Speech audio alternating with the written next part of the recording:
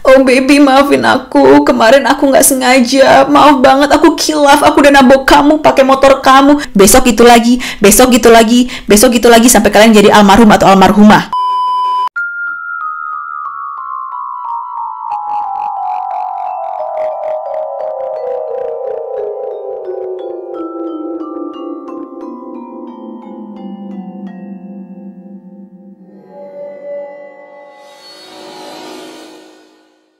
Bada bing bada bu. Hai Bestiana, apa kabar semuanya? Semoga kalian sehat-sehat aja. Balik lagi ke channel aku, nama aku Rachel, dan kita hari ini akan ngomongin satu topik yang aku yakin pasti kalian semua udah pada lihat di TikTok. Yap, kita hari ini akan ngomongin seorang TikToker yang membunuh istrinya sendiri karena dia jealous dan insecure. Siapa lagi namanya kalau bukan Jin Kit aka Ali Abu Laban. Mungkin beberapa dari kalian ada yang tahu dia, mungkin pernah lewat di FYP kalian, mungkin kalian ada yang suka, mungkin kalian ada yang suka impersonation yang dibikin sama si Ali ini. Dia eksis banget di TikTok ya, dengan followers 900.000 lebih, hampir 1 juta, dan dia juga ternyata punya YouTube channel di mana subscribersnya hampir 200.000. Ali ini membunuh istrinya lantaran cemburu dan jealous.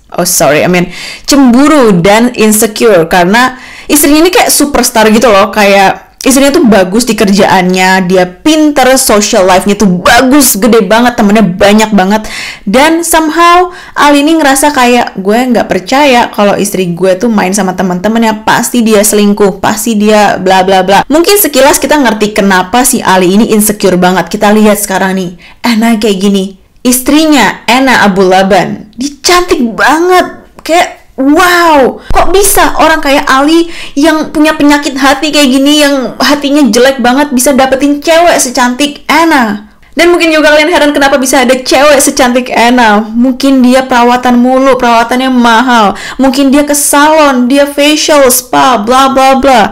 Tapi jangan khawatir buat teman-teman kita semua yang mau cantik juga kayak Anna. Sekarang kalian bisa cantik dengan mudah dengan masker terbaru dari Scarlett. Yes, Scarlett Whitening sekarang baru ngeluarin produk terbaru. Ada 2 nih, ada 2 masker. Yang satu adalah Herbalism Mugwort Mask, dan yang satu lagi adalah Seriously Soothing and Hydrating Gel Mask. Jadi masker yang hijau ini tuh bagus banget buat kalau kalian yang berjerawat atau kulitnya lagi kemerahan, karena dia mengandung mugwort extract, vitamin C, glutathione, niacinamide, bamboo charcoal, chlorophyllin, green tea powder, allantoin, encapsulasi salicylate, dan galactosyl salicylate. Jadi bagus banget buat kalian yang jerawatan ya, untuk menenangkan kulit, ngulangin bakteri, menyerap minyak, mengurangi peradangan, dan juga mencerahkan kulit. Sementara Seriously Soothing and Hydrating Gel Mask itu mengandung niacinamide, vitamin C, grapefruit water, 7-berry extract, ginseng extract, centella asiatica, rose flower water, dan allantoin, yang mana bagus banget untuk mengurangi kemerahan, mengurangi peradangan, dan juga mengandung peptide dan linoleic acid, di mana dia mengandung kolagen yang fungsinya bagus untuk menjaga dan memperbaiki kulit yang rusak. Bedanya ya, Herbalism Mugwort Mask yang hijau ini tuh maskernya kering gitu loh. Jadi abis kalian pakai dia akan ngering di wajah. Sementara kalau yang Seriously Soothing and Hydrating Gel Mask itu dia masker basah. Jadi sampai kalian cuci nanti itu tetap basah. Karena yang satu ini kan untuk memperbaiki kulit kalian yang misalnya berjerawat. Jadi kan dia untuk ngempesin, untuk ngeringin jerawat. Sementara satu ini tuh untuk melembabkan, menghidrasi kulit kalian. Gak mungkin dong kalau yang ini kering kan. Jadi pasti akan basah terus. Nah, untuk pemakaiannya ya seperti biasa ya aku buka aja jarnya. Dan seperti yang kita lihat sebelumnya, dia tuh ada spatula di dalamnya. Ini bagus banget, jadi kalian tangannya nggak perlu langsung nyolek. Sanitary sister. Jadi pas kalian buka, kalian bisa scoop nih pakai spatula ini. Nah, biasanya pas aku pakai ini, aku scoop dari dalamnya, terus aku taruh di tutupnya yang ini. Terus aku ambil pakai kuas, karena aku nggak mau tangan aku tuh masuk-masuk ke dalam jarnya ya. Karena kadang-kadang aku suka overestimate seberapa bersihnya tangan aku. Nah, setelah aku pakai kuas, aku aplikasiin nih ke wajah. Awalnya aku aplikasiin tipis-tipis aja ke wajah. Nah, habis itu aku ratain ke seluruh wajah. Memang sih nanti akan ada beberapa spot yang aku nggak pakai masker karena aku kurang suka. Jadi aku pakai ke tempat-tempat yang daerah T-zone, daerah pipi, apalagi paling parah kemarin aku kan sampai jerawatan di pipi. Kadang aku maskeran sambil dengerin lagu, dengerin podcast, kadang aku juga nari-nari sendiri. Nah, kalau udah rata kayak gini, biasanya aku tunggu 15-20 menit. Mungkin aku nonton Netflix, atau aku mungkin baca-baca sesuatu. Dan kalau waktunya udah selesai, aku langsung cuci, dan ini dia hasilnya. By the way, ini aku pakai yang Makward ya, karena kira-kira aku lagi sering banget jerawatan. Jadi aku butuh perawatan ekstra untuk ini. Jadi buat kalian, gak usah ragu lagi, udah pakai aja ini dari Scarlett Whitening. Kita tahu Scarlett mereka ngeluarin banyak banget produk, dan produk mereka tuh nggak diragukan lagi. Ini foto aku 2 minggu yang lalu, kulit aku parah banget, dan sekarang ini sumpah aku nggak pakai foundation, aku nggak pakai base apa-apa. Dia jauh lebih mendingan daripada 2 minggu yang lalu.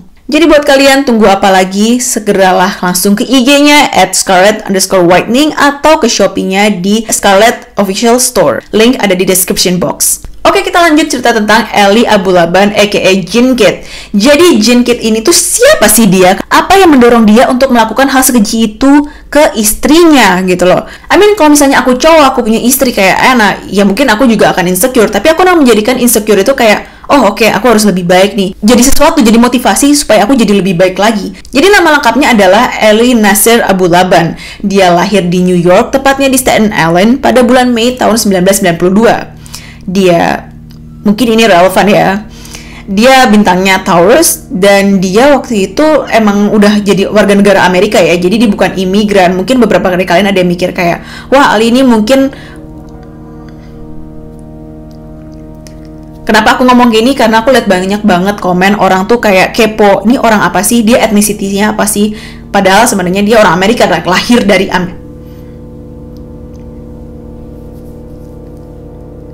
apakah dia imigran? Padahal nggak. Ali ini dia lahir di Amerika dan dia warga negara Amerika asli. Padahal dia bukan imigran karena dia lahir di Amerika. Jadi dia warga negara Amerika. Ali ini menghabiskan masa sekolahnya sampai kuliahnya di Staten Island. Bahkan dia lulus kuliah juga, tapi aku nggak dapat informasi di mana dia kuliah. Jadi selama di New York ini, Ali ini memang sudah sering nyanyi ya. Kadang dia nyanyi di cafe, kadang di tempat-tempat performance kecil. Jadi dia kayak local artist gitu, kayak local celebrity. Terus dia juga sering main film-film pendek, short movies. Nah, makanya dia sebenarnya udah punya nama juga buat orang-orang lokal, banyak yang kenal dia. Dan di TikTok sendiri dia tuh sering banget namanya bikin skit. Jadi dia bikin kayak impersonasi Al Pacino, Nicolas Cage, dan dia kayaknya emang suka banget ya sama Al Pacino ya, karena dia sering banget namanya impersonasi Al Pacino saat dia main jadi Tony Montana. Mungkin beberapa dari kalian ada yang pernah nonton filmnya Scarface. Nah, di situ kan Al Pacino jadi Tony Montana, dan somehow aku ngerasa Ellie ini suka banget sama karakternya Tony Montana ini. Dan di sini aku juga agak red flag ya, karena karakternya Tony Montana itu adalah seorang gangster, seorang penjual barang haram, di mana dia hobinya membunuh. Kayak dikit-dikit bunuh itu, dan dia mengidolakan karakter ini. Jadi sebenarnya pas aku baca tentang cerita ini, aku research dan aku lihat TikToknya si Ali ini, aku nemuin banyak banget impersonasi dia akan si Tony Montana ini.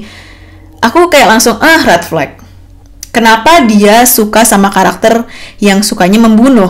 Jadi di situ aku kayak somehow udah nggak heran ya. Nah, si Ali ini juga kebetulan punya YouTube, terus dia juga melakukan impersonasinya dia di YouTube tersebut, dan dia sering banget mengimpersonate dirinya sebagai Skyrim. Ali ini akhirnya dia ketemu sama Anna. Terus mereka pacaran, jatuh cinta, Anna hamil, terus Januari 2017 mereka menikah, dan akhirnya mereka punya satu anak perempuan, yang di sini tidak disebutkan namanya ya, mungkin untuk privacy juga. Anna adalah pribadi yang berbeda dari Ali. Jadi Anna ini adalah seorang quality management analyst dari sebuah perusahaan yang bernama Alpha Omega Integration LLC. Dia di situ punya banyak banget teman. Dia sering keluar sama temannya banyak. Dan dia tuh somehow punya geng tuh nggak cuma satu. Jadi kayak dia mungkin punya geng yang A, terus dia punya geng B, terus dia punya geng C. Jadi dia punya social circle yang berbeda-beda. Nah, somehow itu yang bikin Ali merasa terganggu karena Ali sendiri tuh bukan orang yang supel. Ali sendiri bukan orang yang temennya banyak, bahkan dia temenannya cuma sama saudaranya yang bernama Louis. Jadi ini yang bikin si Ali ini jealous, selalu ngira kalau Anna tuh selingkuh. Pasti Anna ada main sama salah satu temennya.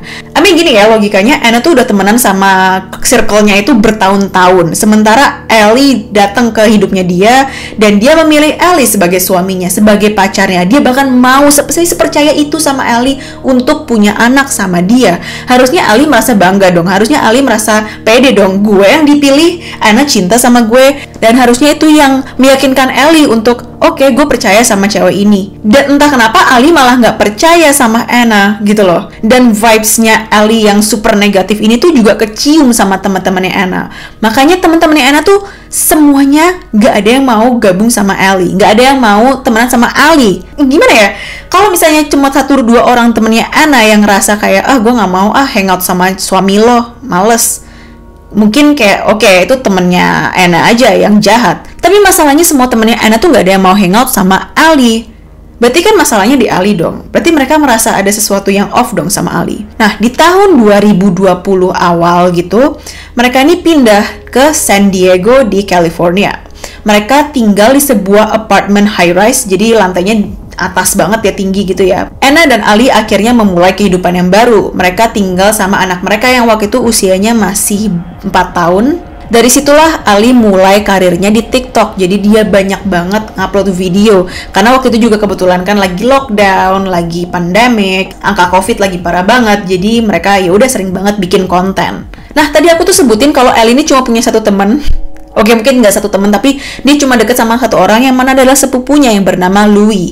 Jadi Louis ini nanti bakal jadi orang yang memberikan banyak banget informasi dan kesaksian-kesaksian atas apa yang terjadi sama Anna dan Ali. Termasuk Louis ini bilang kalau Ali ini tuh super jealous, super controlling. Dia pengen semua apapun yang dilakukan sama Anna tuh dia tahu.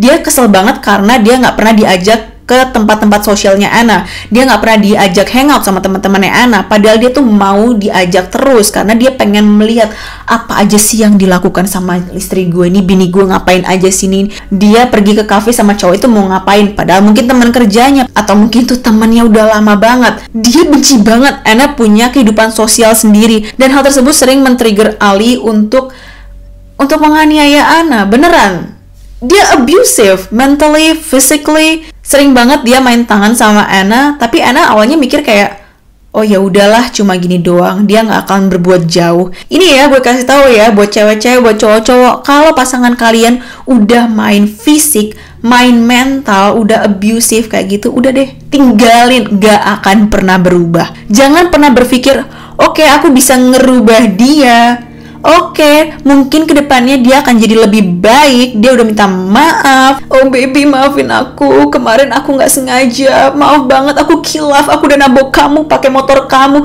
Nggak kayak gitu caranya. Nggak akan. Itu pasangan kalian nggak bisa dijaga omongannya. Sekali kalian maafin, besok itu lagi, besok gitu lagi, besok gitu lagi, sampai kalian jadi almarhum atau almarhumah. Gue jadi kesel sendiri kan. Dan puncaknya nih ya, pada tahun 2021, baru bulan September kemarin, Anna dianiaya lagi sama Ali. Dan kali ini aniayanya parah banget dan dilakukan di depan putri mereka sendiri yang umurnya baru 5 tahun. Anna langsung mikir, no way Jose, udah saatnya gue cabut dari hubungan ini. Akhirnya pada bulan Oktober kemarin, Anna juga udah file restraining order. Dia udah menggugat cerai Ali pada tanggal 18 Oktober dan ngusir pria itu dari apartemennya.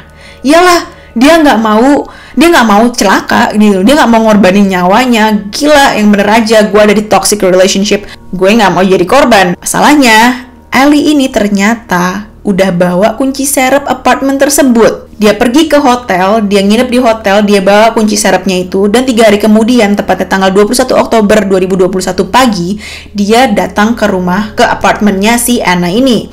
Dia masuk, terus dia obrak-abrik itu satu rumah, dan dia masang kayak alat penyadap suara di iPad anak perempuannya. Setelah itu dia pulang dan dia dengerin ada percakapan apa sih di rumahnya. Ada yang ngomong-ngomongin soal dia nggak? Mungkin teman-temannya Anna datang gosipin soal Ali, bla bla bla. Ih, Ali itu kan toksik. Dan Ali ini kaget banget karena tiba-tiba dia mendengar ada suara pria dari rekaman alat penyadap suaranya tersebut. Dia lagi monitor nih di hotelnya nih, istri gue selingkuh sama siapa. Dan ada suara cowok. Jadi Anna lagi ketawa sama seorang cowok. Panas tuh Ali. Akhirnya Ali keluar, dia bawa senjatanya, dia pergi ke apartemennya Anna. Tanpa babi bu, dia tembak laki-laki tersebut yang bernama Rayburn Barron, gue panggil Rayburn aja ya. Dia tembak si Rayburn itu 3 kali, di kepala, di pipi, dan di leher. Dan dia juga tembak Anna di dahinya dalam jarak yang dekat.